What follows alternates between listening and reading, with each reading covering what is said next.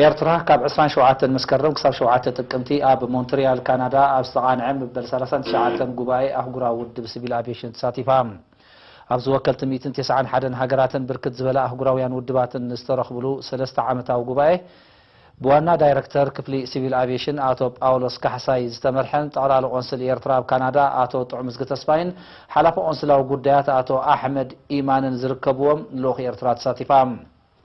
تساتفتنا يزب حبراو سراح نقدميت نسقم بزبل تيما زتقانع غباي امرحا كل مداوي متحبار ابال هاجرات بحفشه زلاعي اغرغلوت مغعازيا نمو حسن زلو فلليات المصبابن كغبر زكال قطباوي تكنيكاون حغاون متحغاز دما بفلاي كمزتيو كابت بوتا زبطحنا حبريتا ملكيتهم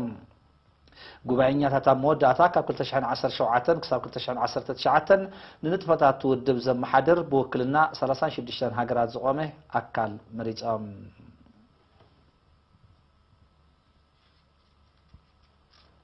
كزنت ماي بمسرح طب زبلت ماي بمعقاب من جسته ماي سبن طريتن موحاس حدا كابت حزبن منغستن اسرائيل ولا تكرت وهيو سرحل زلو مدبات لمعاتيو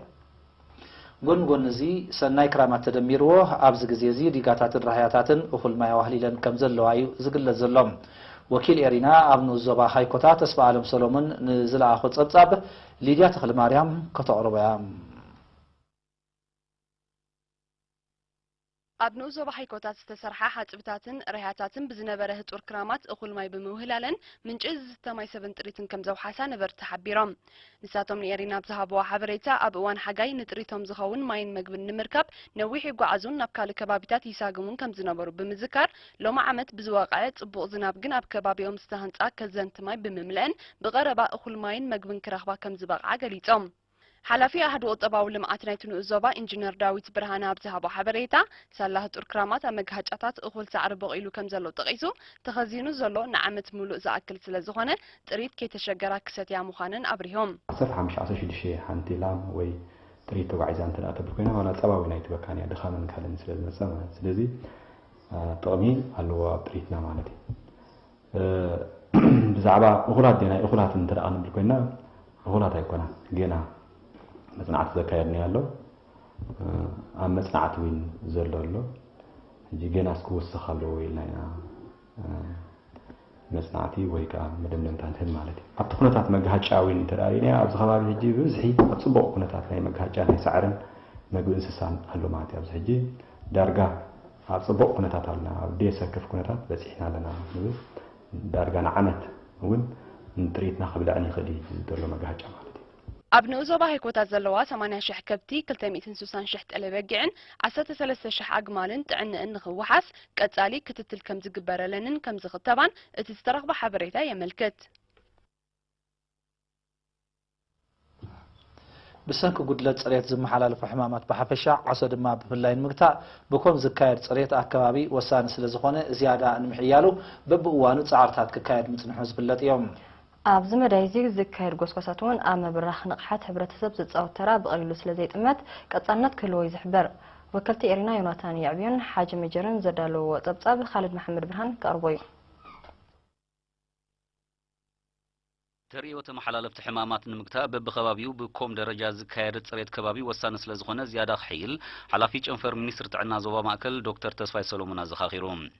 دكتور تسفاين يرينا بزهاب حبريتا بسنك جودلت ريت كبابي بزخصة حمامات كان تتقعتي نفس صوراتن هتصانات المخانم تقيسو حبرة السب والقوت ريتن نتهنا خبابن بمزوتار كلا خلوم مخيروم بمسرته مينستر عندنا بين زكايد يكون كل المشاريع بفلايكا من محدارات ناي نوسان زواتاتن من محدارات كباباتاتن بزيادة سرحلي بزي مدبزي لو سكفا بيتسب ناتاز قونه شنت بيت كلها يتي مدب زاجيت مولو بمولو كاب دقة أب دقة كل كموسع حارة إنا إلى زاوجة عدتات نلقى 84 عدتات بس إحنا الله بزوانا بمئتاوت كل يأخذناها كباب 94 95 مئتاوت يعني أبقت أرزلوا عدتات أب دقة كموسى تحريمين مالتي إزي حاجة على عبي زلاهي بنانتي ምክልኻል ተመሓላለፍቲ ሕማማት ሚኒስትር ጥዕና ዞባ ማእከል ዜጋታት ኣብ ቀረብኦም ኣገልግሎት ሕክምና ክረኽቡ ገዚፍ ወፍሪ ኣብ ትሕቲ ቅርጽን ምምዕባል ዓቕሚ ሰብን ይገብር ከም ዘሎ ብምሕባር ድማ ዝካየድ ጎስጓሳት እውን ኣብ ምብራኽ ንቕሓት ዜጋታት ዓብዪ ኣስተዋፅኦ ከም ዘለዎ ገሊጹ እቲ ሚኒስትሪ ክሰርሐሉ ዝጸንሐ እንታይ እቲ ዝርግሐ ትካላት ጥዕና ምውሓስ ጥራይ ዘይኮነ ምዕሩይነት ናቱ እውን ከም ዝህሉ ምርግጋጽ እዩ ሕጂ ብቁፅሪ ክንሪአን ከለና እተን ትካላት ጥዕናና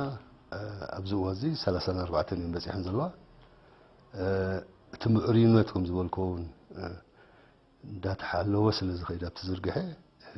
ኣብ ገጠርን ኣብ ከተማ እየን ዘለዋ ማለት እዩ ኣብቲ ኮሚኒቲ ወፂና ጎስጓስ ንህቦ ኣለና ኣብ ቤት ትምህርቲ ወፂና ጎስጓስ ንህቦ ኣለና ኣብቲ ትካል ጥዕና ንሬድኤት ዝመፀ ሕሙም እውን ጎስጓስ ንገብር ኢና ሕጂ ኣብዘን ትካላት ጥዕናና ኩሉ ግዜ ቅድሚ እቲ ሩቲን ዝኾነ ስራሕ ሕክምና ምጅማርና ብሓባር በብመዓልቱ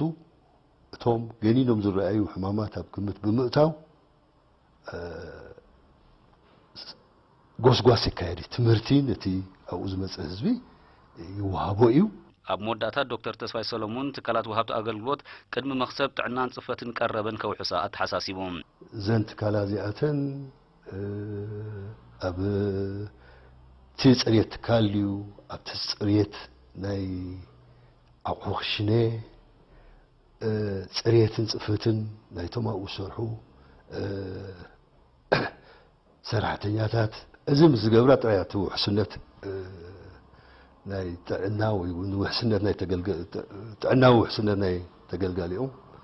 ከረጋግፁ ዝኽእሉ እዚ ከምዚ ኢሉ እንከሎ ነበርቲ ኣቁርደት ብሰንኪ ጉድለት ፅሬት ዘለፉ ሕማማት ብሓፈሻ ዓሶ ድማ ብፍላይ ንምግታእ ኣብ ዝካየድ ወፈራት ፅሬት ሱታፊኦም ክዕዝዙ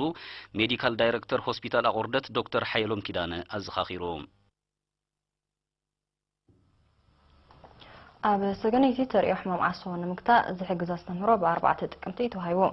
ኣብቲ ብምኽንያት ቅነ ምክልኻል ሕማም ዓሶ ዝተዋህበ ኣስተምህሮ ኣብ ዞባ ደቡብ ሓላፊት ኣሃዱ ጥዕና ሓበሬታን ጎስጓስን ሲስተር በለጠሽ ገብረኣብ ሕማም ዓሶ ኣብ ምጥፋእ ተጨቢጡ ንዘሎ ዓወት ዓቂብካ ፈጺሙ ንኽውገድ ዝተዋሃደ ስራሕ ከም ዘድሊ ኣዘኻኺራ ቅድሚ ሕጂ ተሪኦ ሕማም ዓሶ ኣብ ዞባ ሰገነይቲ ኣዝዩ ትሑት ምንባሩ ኣብ ዝሓለፈ 8 ኣዋርሕ ግን ክከላቐል ከም ተራእየ ዝጠቐሰ ሲስተር በለጠሽ ብሓያል ምውሃድ ትካላት ጥዕና ኣካላት መንግስቲ ኣመሓደርቲ ከባብን ህዝብን ንምቁፃሩ ከም ተኻል ሓቢራ ኣብ ኣብያተ ትምህርቲ ኮሌጃትን ርሑቕ ዓድታትን ጽዑቕ ጎስጓስ ምክያድ ኣብ ዓወት ጥዕማም ኣገዳሲ ተራ ከም ዘለዎ ብምዝኻር ድማ ዕቱብ ቆላሕታ ክወሃቦ ምዃኑ ኣብሪሃ ሓላፊ ቤት ጽሕፈት ሚኒስትሪ ጥዕና ኣብቲ ዞባ ነርስ ኣብርሃም ከብረ ኪዳን ብወገኑ ካብ ወርሒ መጋቢት ኣብ ገለ ነበርቲ ሕማም ዓሶ ከም ተራእየ ብምሕባር እዚ ድማ ህዝቢ ሓጋይን ክረምትን እናበለ ካብ ናብን ባሕርን ዓድን ስለ ዝመላለስ ከምኡውን ብዝነበረ ህጡር ክረማት ምዃኑ ጠቒሶም ፀረ ሕንፀት ኣምጡ መድሃኒት ስለ ዝተነፅገን ልዕሊ 17,000 ላምስያ ዝተዓደለን ምቕፃሩ ከም ተኻእለ ኣረድዮም